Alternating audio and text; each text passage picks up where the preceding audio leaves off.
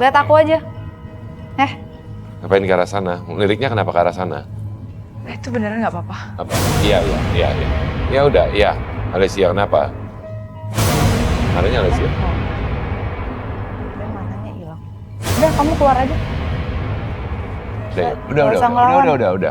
Udah. Ya udah, ada yang mau disampaikan. Kita udah tahu tadi kamu bilang kamu suka dengan anaknya, kamu anaknya, tapi kan sudah jelas kami sudah mengatakan itu tidak boleh. Kamu kalau ngomong-ngomong ngomong yang baik, jangan sembarangan lempar sana lempar sini. Iya. Dan sudah dikatakan bahwa itu tidak boleh.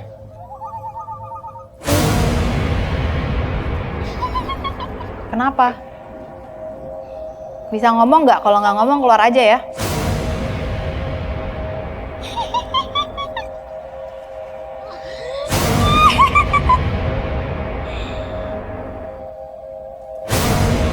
Ngapain kamu? Udah keluar aja ya. Udah, jangan lawan. Udah. Iya. Tidak boleh, anaknya tidak boleh. Itu bukan anak kamu, jangan mengambil anak orang lain. Itu bukan hak kamu. Ini sih. Coba masuk. Sosok kuntilanak ini memang sepertinya negatif dan suka mengganggu, tapi itu dia memang harus dijelaskan bahwa itu bukan hak dia untuk mengambil anak orang lain. Iya. Anak orang. Dan udah ini ya jadi terikat karena lama itu. Disadari oleh Alessia sendiri memang. Aman? Aman. Oke, Alessia tenang dulu. Jangan Berusaha nggak tegang dari tadi, tapi ya. Jangan, saya paham sih ketika saya bilang jangan takut, tapi saya paham juga Alessia sebagai posisi orang tua pasti merasakan ketakutan tersendiri apabila terjadi sesuatu yang tidak diinginkan terhadap anak kita gitu kan ya. Jadi pasti memang ada rasa khawatir, rasa takut, tapi rasa itu juga yang akhirnya memang dikonsumsi oleh makhluk-makhluk tak kasat mata sebenarnya. Untuk menambah energi mereka yang semakin besar dan semakin mudah untuk mengganggu kita. Oke, Tasya, dengan... Sumpah. Kenapa lagi Apa sih dari tadi ya? Apa sih? Di mana sih? Sumpah kaget deh. Belakang. Yuk. Beneran nggak apa-apa. Yuk, udah yuk. Udah yuk. Ngapain kamu? Udah. Iya. Dia tetap nunjuknya. Iya. Sebenarnya ini kita terhalang, tapi dia tetap nunjuknya ke arah Alessia gitu kan. Sebenarnya arahnya sebelah situ. Mau ngapain? Udah. Udah yuk. Kamu jangan nyamber terus dong. Kamu nanti aku buang ya. Mau nggak dibuang? Udah. Mau dibuang nggak? Ya, Kalau nggak jangan nyamber-nyamber.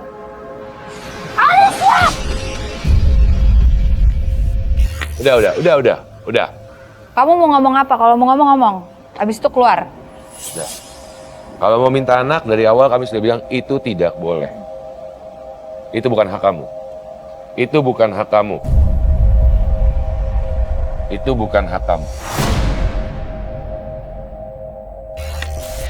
Ngerti nggak? Coba lihat sini. Anaknya lihat bukan sini. hak kamu. Kamu sadar nggak udah beda dunia? Kamu jangan nggak sadar lagi udah meninggal. Kamu tuh udah bukan di dunia sini, nggak bisa kamu mengambil anak orang.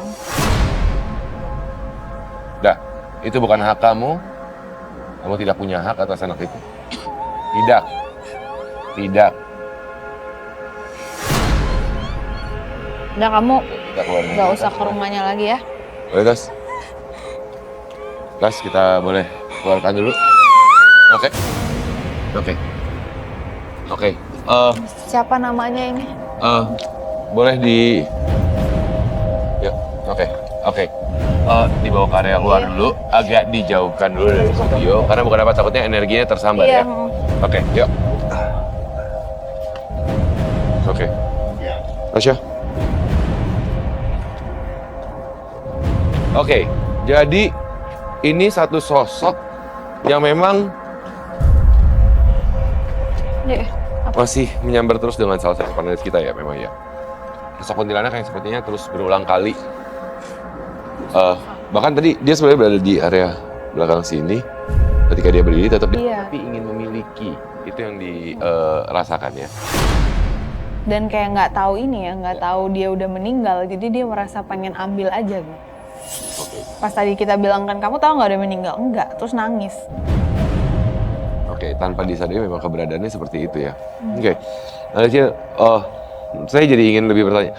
Gangguan-gangguan apa lagi selain jam 1 malam? Kadang-kadang anak-anak tanpa kita sadari ya, mungkin anak kedua Anda memang lebih sensitif, tapi kan dia menunjukkan ketertarikan terhadap anak ketiga, gitu kan ya. Ada apa lagi nggak yang kejadian di rumah selain yang tadi kamu alami ketika hamil? Itu sebenarnya sih lebih ke anak ketiga ini ya, Ya. bukan cuman nangis doang. Jadi dia sering main juga, jadi ketawa sendiri, ntar ngeliatin gini, ketawa sendiri. Jadi kayak diajak main juga masalahnya itu. Jadi dibikin nangis, diajak main juga. Oke. Aja, mencoba untuk merunut. Sepertinya sosok kuntilanak ini menganggap bahwa anak ketiga dari Alicia ini anaknya, karena dia ngajak main, bahkan melotot kan sebenarnya gestur dari kita mungkin sebagai orang tua, anak melakukan sebuah kesalahan ketika kita mau ngomelin seperti apa. Sepertinya ada ikatan yang itu yang terjadi ya. Iya, karena ya mungkin itu ya Kenapa itu gerak?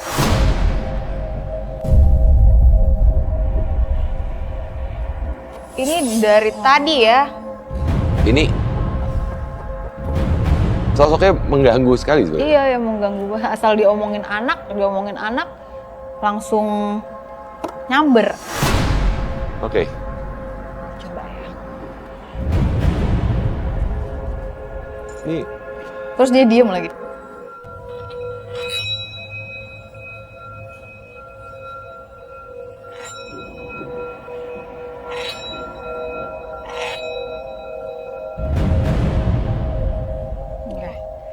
Ya emang karena ngerasa itu anaknya, itu anak aku. Dia selalu ngomong itu anak aku. Kenapa kamu ambil anak aku gitu? dia malah merasa Kebalik, bahwa iya. oke. Sumpah takut. Apalagi sih ya Allah. Aduh, ini kamu keluar aja. Mengganggu jatuhnya. Mengganggu banget. Banget. Dia tidak sadar akan posisinya dalam pengertian bahwa ya mereka adalah makhluk yang berbeda dunia gitu kan. Baik. Kamu keluar aja deh, kamu teriak-teriak ngapain sih? Keluar aja deh.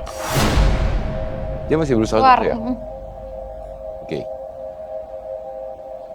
Teriakannya tuh kayak ngeledek gitu. Ya, gitu teriaknya gitu.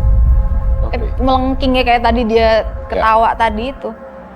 Diem, melengking, nanti dia melotot gitu. Oke. Dan nggak mau jauh-jauh nih, pasti segaris sama Kak Alicia gini berdirinya. Karena itu tadi ada rasa takut itu ya. Iya.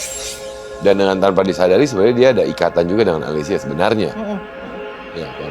Tanpa disadari karena kejadiannya adalah ketika kamu juga melahirkan anak, gitu kan. Di posisi dia sudah mengikuti kamu dari di masa kandungan, gitu kan. Oke.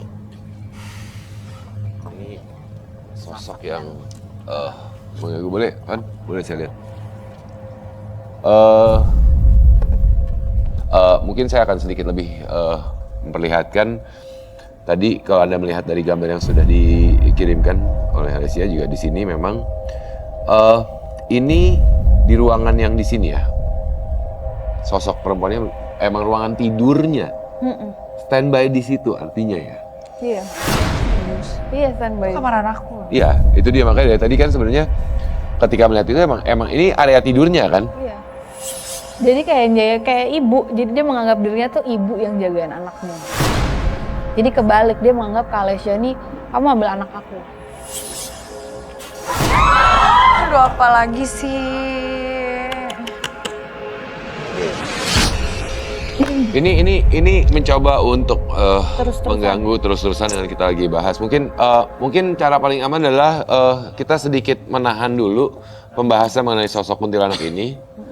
Kita lihat apakah dengan kita menghindari untuk membahas sosok tersebut, apakah dia akan sedikit Iya, ini berdiri. Kamu kalau mau kesini agresivitasnya. sini, duduk di sini aja, nggak usah Iya. kesana-sana.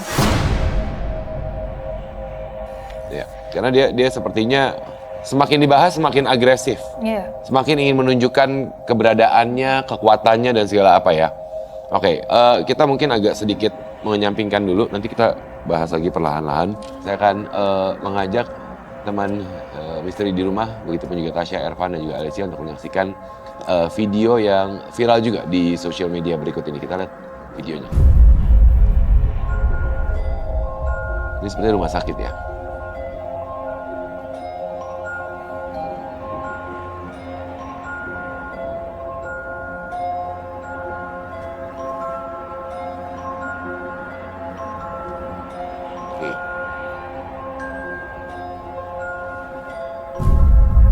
Oke, sepertinya ini adalah foto dari kondisi seseorang sedang dirawat.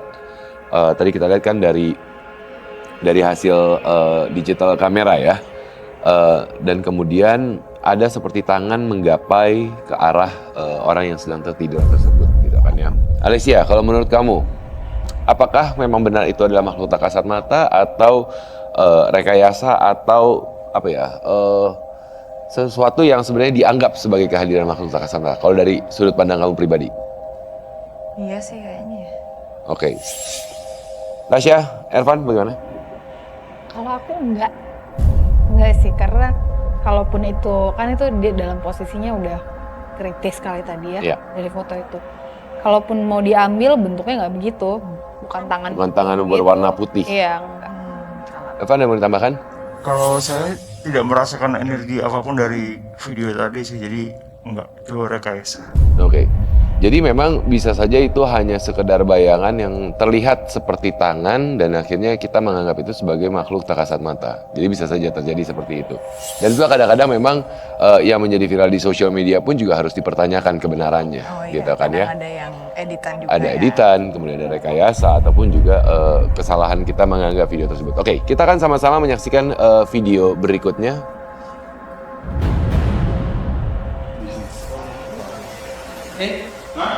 Mama mati dan kemunya.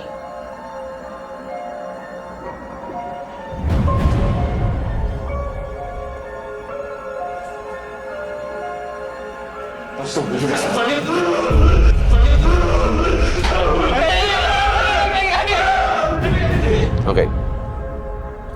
Kalau melihat stamp date atau cap tanggal yang ada di bawah 2003. Kalau dilihat. Tapi belum tentu juga memang kejadian tahun 2003. Karena saat ini pun ada kesalahan-kesalahan dalam penanganan juga bisa saja terjadi. Sosok pocong terlihat di belakang bagian jendela kosong. Ini mereka sedang melakukan penelusuran ke lokasi-lokasi angker dan kemudian itu terekam. Karena itu kondisi malam hari ya, dengan night vision seperti warnanya. Alessia, kalau menurut kamu, apakah itu hanya orang berkostum pocong yang berada di belakang kaca, kemudian sengaja tersorot supaya mendapatkan apa ya, kalau di sosial media saat ini kan biar Bisa viral jadi engagement, sih, viral apa iseng gitu. banget orang terus kesana terus tiba-tiba harus langsung ada gitu pocongnya, ya bohong. Oke.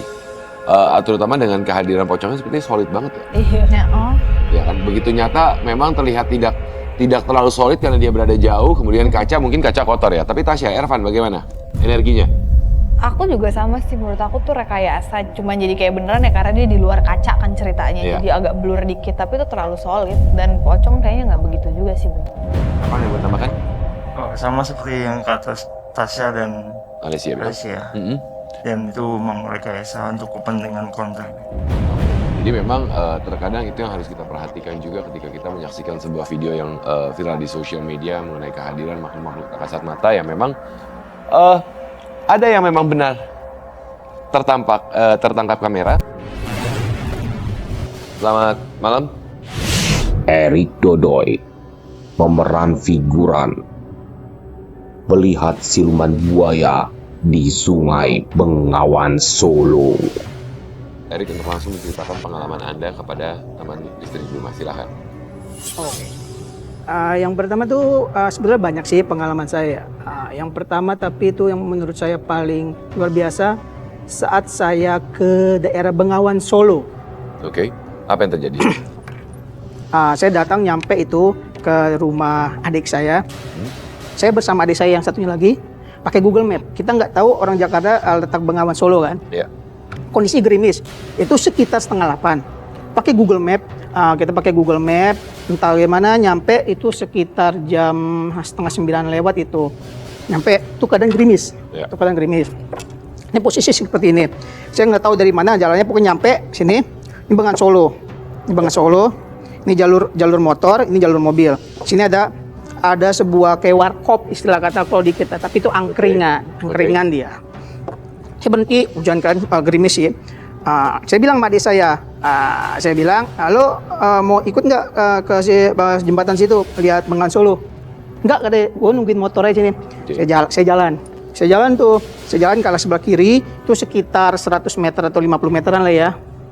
Saya jalan, tuh nggak ada angin. Begitu saya melintasi jembatan yang bawahnya itu Bengawan Solo, itu angin kencang, kayak saya tuh kayak dikaku supaya ngapain lo ke sini.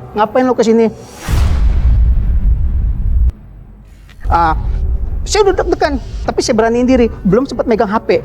Tadi saya pengen ngerekam itu kan, pengen bikin vlog. Begitu saya ngeliat jembatan tapi belum sampai ke tengah, saya ngeliat ada sosok siluman.